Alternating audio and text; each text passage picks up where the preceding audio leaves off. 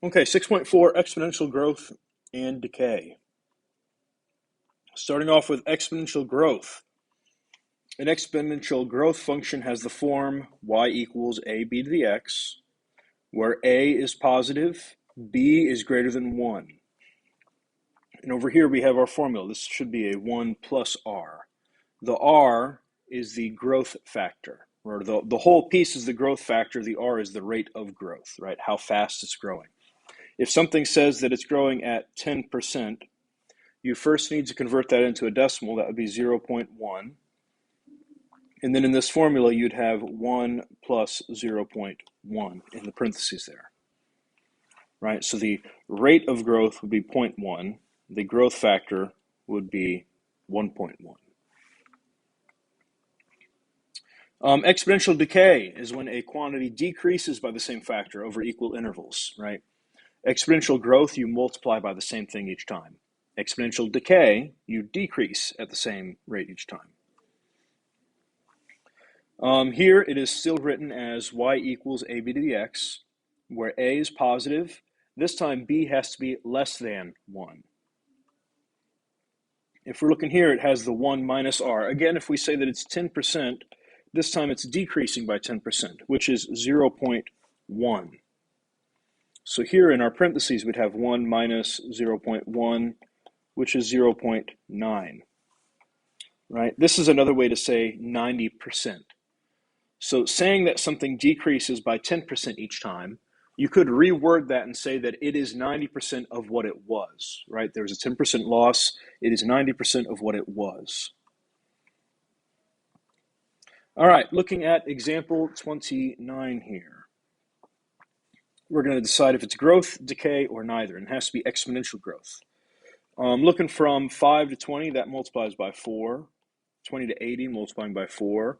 And then 80 to 320 is also multiplying by 4.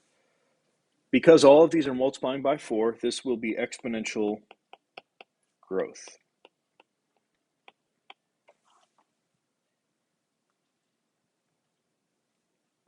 Example 30.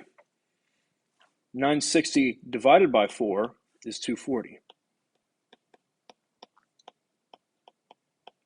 On each of these, we could divide by 4. Another way to think of that, because right, exponentials we normally multiply, would be like multiplying by 1/4. All right, so that would be what we would really be doing. We're not really dividing by 4, we're multiplying by 1/4. That's the way to think about that.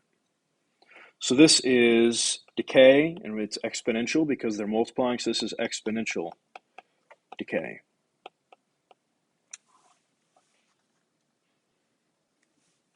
All right, example 31. We're supposed to determine whether the function represents exponential growth, decay, or neither. This is supposed to be y equals 3, parenthesis 1.15 to the x. Whenever you're deciding if it is growth or decay, the only thing, let's scroll back up here. The only thing that changes is that here b is greater than 1, here b is between 0 and 1. That's the only thing that you need to look at, the only thing. Where were we? Right here. Here we look right there, b is greater than 1, right? 1.15 is larger than 1, so this is growth.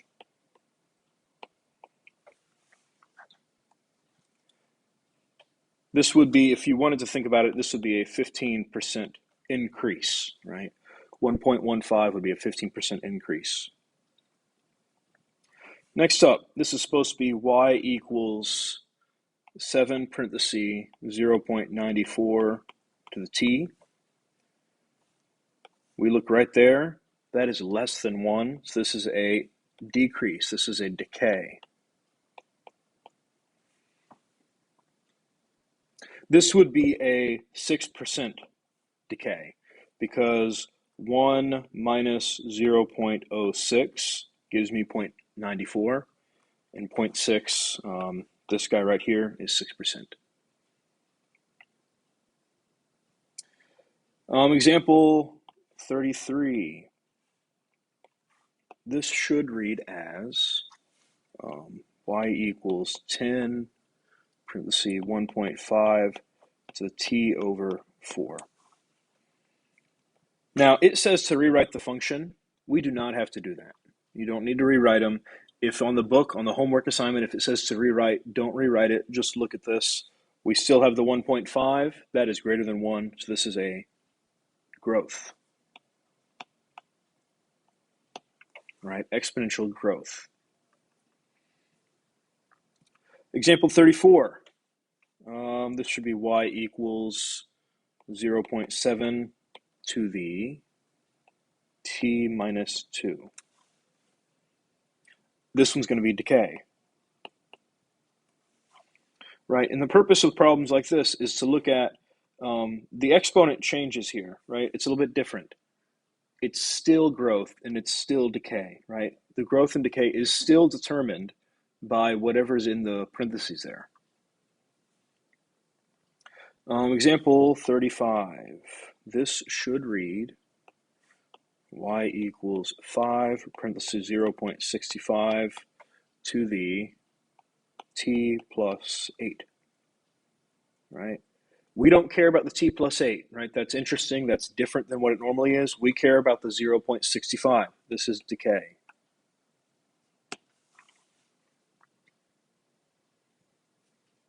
All right, next up, compound interest. This is a good thing to write down, and I'd suggest writing all of it down. So if you need to pause the video, you should do that. And, well, I'll continue now. We've got y equals p, parenthesis 1 plus r over n, all to the nt. P is the principal amount, however much you deposit into the savings account or whatever it is. And then in parentheses, we have 1 plus r over n. A lot of times things are listed as an annual interest rate, right? If you have a savings account, you probably see an annual interest rate on that. They take the annual interest rate divided by the number of times interest is compounded, right? A lot of the times, savings accounts will compound interest monthly, right? If you look at your savings account, a lot of the time, there will be every month, right around the same time of the month, there will be a deposit for however much interest you had, right? And that's saying that the bank calculated interest at that time and deposited things into your account or deposited money into your account. So in the savings account scenario, the N would be 12 because there's 12 months in a year, right? If it said it was compounded weekly, then it would be 52. If it was daily, then it would be 365. So normally, let's compare this to y equals ab to the x, right? We want to compare it to that. A would be like our y-intercept. That would be our initial value. That's P, our principal, right? If we're talking about savings accounts, then the principal is however much you deposit initially. B is what you multiply by each time. It's how fast it grows. So in this scenario, it's going to be 1 plus, because it's going to be exponential growth, right? Exponential growth has a plus there. And then we take the percent divided by the number of times it's compounded a year. And then we multiply by, or we have the exponent n times t. That's the number of times compounded times t years. So if this was a savings account, it might look something like y equals p, parenthesis, I don't know, 1.0012 to the 12t. It might look something like that. And this is a small decimal, right? It's 1 point and then there's a few zeros, right? Because savings accounts don't have a lot of interest on them. They don't have a high interest rate. All right, let's look at example 36, and maybe this will start to make more sense.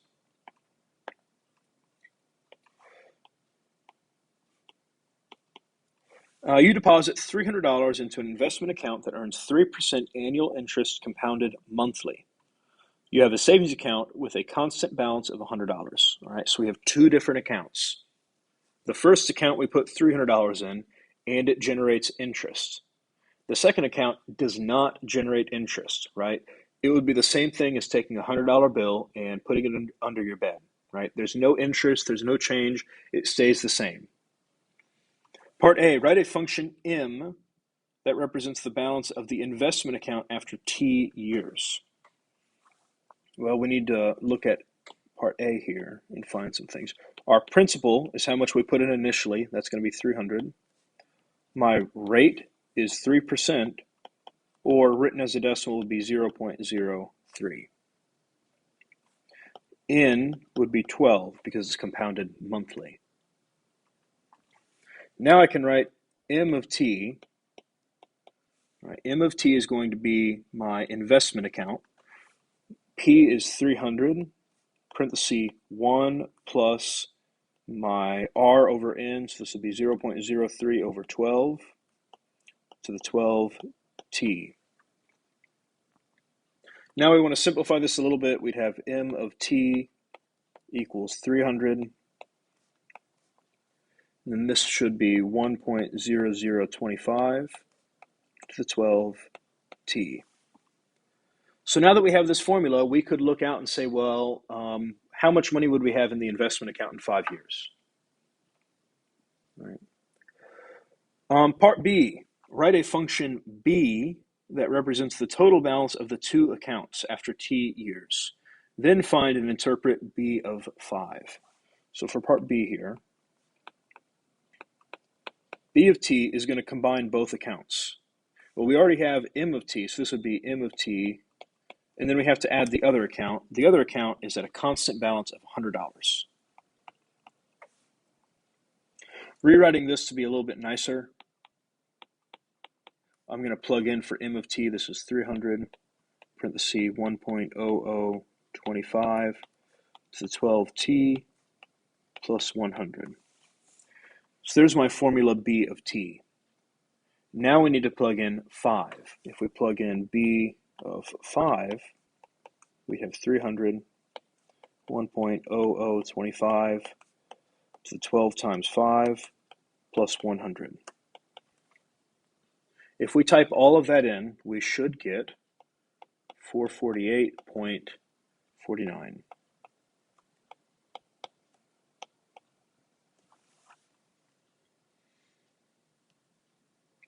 All right. Let us scroll on. Example 37. This one has exponential decay. So the value of a car is $15,000. It loses 10% of its value each year. We're going to write a function that represents the value y of the car after t years. Then we're going to find the approximate monthly percent decrease in value. And then we're going to estimate the value of the car after 8 years. So starting off, let's write a function, part A. Our function is going to be y. We'll just call it y of t. That makes it a little bit prettier. My initial value would be like my principal. That would be 15,000. Now, instead of 1 plus, I'm going to do 1 minus because it loses value. This is going to be my rate, which is 0.1 over how many times does it compound each year? Oh, this is just a full year. So I can just say 0.1 to the t. So simplifying this a little bit, y of t would be 15,000 times 0.9 to the t. Part B, find the approximate monthly percent decrease in value.